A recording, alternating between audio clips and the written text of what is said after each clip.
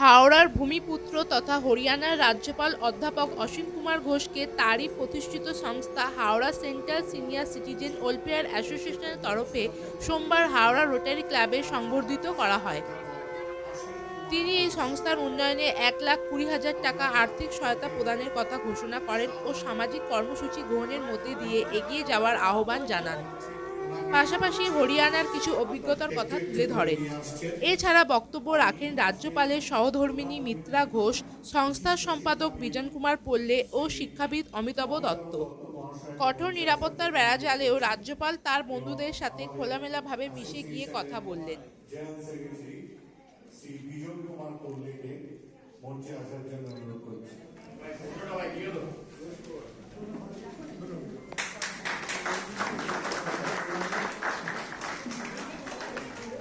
শ্রী বিজন কুমার পল্লে আমাদের সম্পাদক কিন্তু অসীমদার বন্ধু, এক বন্ধু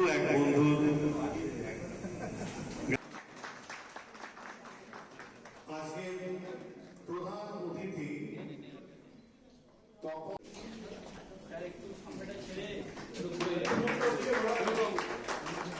এরপর রাজ্যপাল অধ্যাপক অসীম কুমার ঘোষ এবং প্রথম মহিলা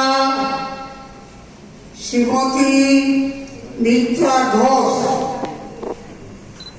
এদের আমি মঞ্চে আহ্বান করে এবং আমার সামনে উপস্থিত আমন্ত্রিত ব্যক্তিদের এবং আমার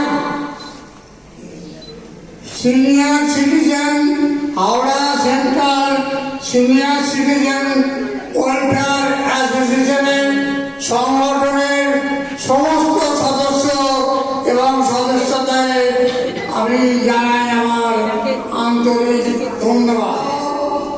এই সংগঠন আজ থেকে 14 বছর আগে তৈরি করেছিল কতিপয় প্রবীণ নাগরিক এবং কতিপয় প্রবীণ নাগরিকের মধ্যে তখন আমাদের মধ্যে বিজ্ঞানী ডক্টর বৈদ্যনাথ সমাদ্দার এর নেতৃত্বে এবং সম্পাদক সুনীতি কুমার বসু তার ব্যবস্থাপনায় আমরা আমাদের এই সংগঠন তৈরি করেছি।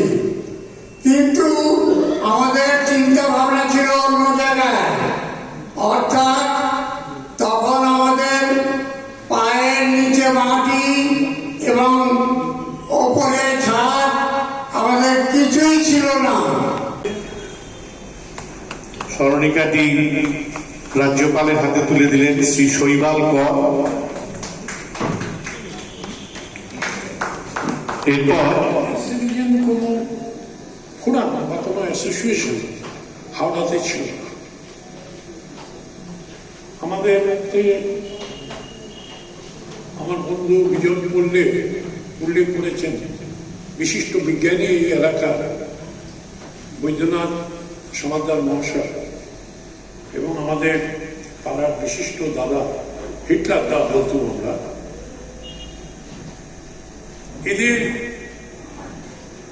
উৎসাহে আমিও কিছুটা এদের সঙ্গে জড়িয়ে পড়ি। আমার বন্ধুই ঘুম থেকে তুলে আমাকে দিবানিন্দা যাচ্ছিল, ঘুম থেকে তুলে বললো তোর বড় দায়িত্ব এসে গেছে, রেডি হ। শুনে তো ভাবলো যে হরিয়ানা সম্বন্ধে তো বিশেষ কিছুই জানি না।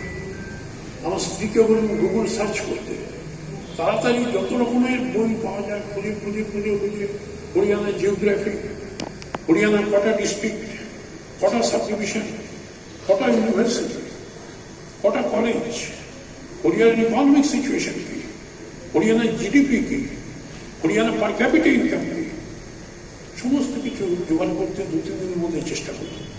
4th ডেতে দিল্লি থেকে আমাকে প্রেশার দিল ইমিডিয়েটলি জয়েন করো।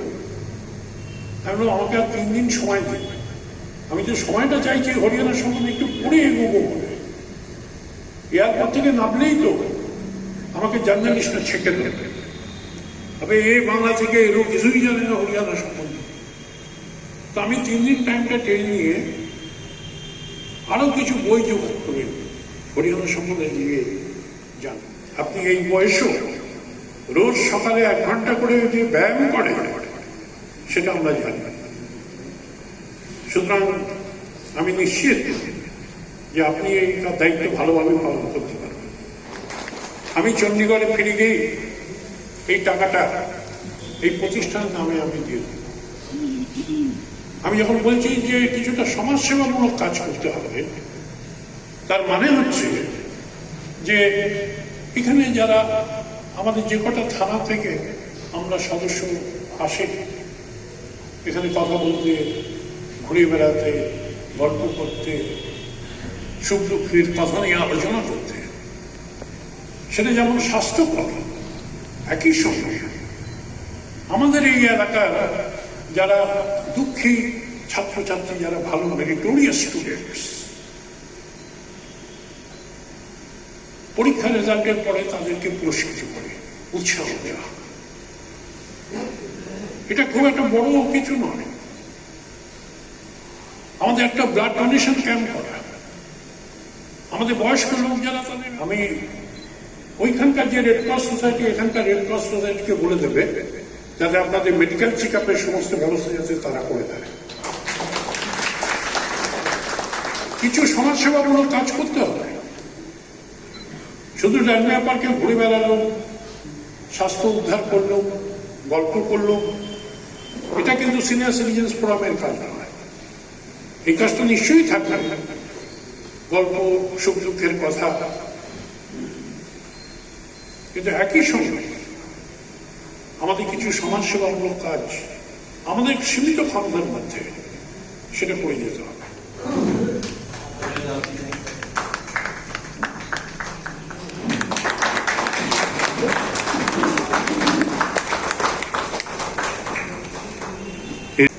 তার এই উত্থান শুধুমাত্র ব্যক্তি উত্থান না, এটা হচ্ছে ক্লাস অ্যাসেন্ডেন্সি, আমাদের উত্থান। আমরা তো ওনার সাথে পশ্চিমবাংলায় 4 জন, চতুর্থ উনি রাজ্যপাল হয়েছেন। সিদ্ধার্থ শঙ্কর রায় বহু বছর আগে, বিষ্ণুকান্ত শাস্ত্রী, তারপরে আমাদের অধ্যাপক তথাগত রায় আর অধ্যাপক অসীম ঘোষ। আমি যখন খবর পেলাম, মূলত আমার চোখে জল এসে গেছিল। এটা ওনার, উনি রাজ্যপাল হলেন, এটা আমাদের কাছে পরম প্রাপ্তি। আমাদের এই অসীমদা তিনি রাজ্যপাল হয়ে গেলেন, এটা শুধু আনন্দের ব্যাপার, এটা গর্বের ব্যাপার, একটা বিজয় কথা। হাওড়ার প্রথম মানুষ উনি রাজ্যপাল হলেন। এর আগে তো হাওড়া কখনো রাজ্যপাল দেখেনি না। খুবই বিশেষভাবে এটার সঙ্গে যুক্ত ছিলেন অসীম কুমার ঘোষ, কিন্তু আমি তখন বেশি আসতে পারিনি, 2-1বারই আসতাম, এসেছি। আজকে এসে আমার খুবই ভালো লাগছে যে যাই হোক সামান্য কিছু আমরা করতে পারছি আমার বাংলার বিশিষ্ট জনেদের জন্য, বয়স্ক মানুষদের জন্য। এটা আমার কাছে খুবই আনন্দের ব্যাপার। আর সকলে সুস্থ থাকুন। আমি একটা কথা বলবো, বয়সটা কিন্তু একটা কোনো ব্যাপার না, ওটা নিয়ে ভাববেন না। আমাদের সকলেরই বয়স হয়েছে, কাদের এতে সবাই একই এতে চলতে হবে, কিন্তু যতক্ষণ আপনার অ্যাক্টিভিটিস আছে মেন্টাল, ফিজিক্যাল, ততক্ষণ কাজ করলে মনও ভালো থাকে, আনন্দ থাকতে পারবো, সুস্থ থাকতে পারবো আমরা। এইটা মনে করে আমাদের সকলের চলতে হবে। আগামী বছর সকলের কাছে খুব শান্তির হোক, সুখের হোক, আনন্দের হোক, আর আরো আশা নিয়ে আমরা বেঁচে থাকবো, এটাই কামনা করি।